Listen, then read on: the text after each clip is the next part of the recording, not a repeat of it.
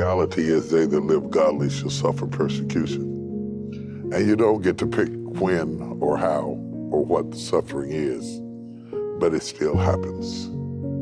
That are not judgment or penalty or God being angry or God hating you, but God developing you.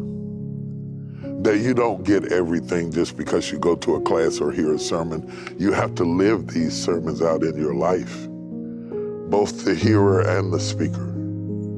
What gives you the integrity of the message is the things you suffer behind the scenes to have the conviction to be able to declare them. To know that God has been proven in you. Where is God? Why aren't you moving like you moved in the Bible? Move for me like you moved for Moses and Joshua and Jacob and Israel. Move for me. You don't need to search your heart when everything's going right. You need to search your heart when all hell is breaking loose and trouble is everywhere and you feel deep down inside like you want to die and you're asking questions that you dare not utter aloud lest the church judge you. But in your secrecy, in your private times, alone with God, you say, where are you? When are you coming?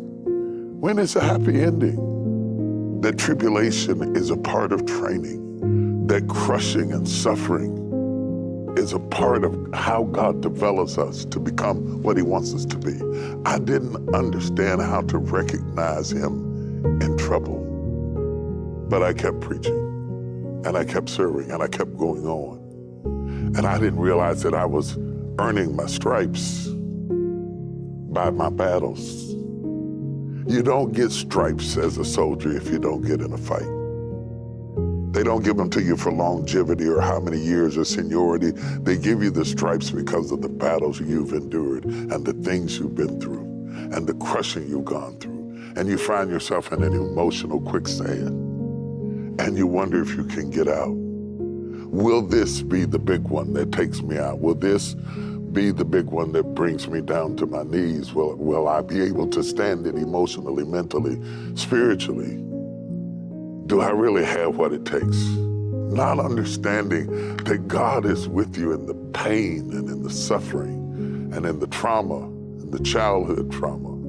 When the medical report comes back bad and the business comes back bad and you lose a loved one or you go through a painful moment in your life, that does not mean that God has abandoned you. We can sometimes feel aimless and lost and confused and uncertain and still love God.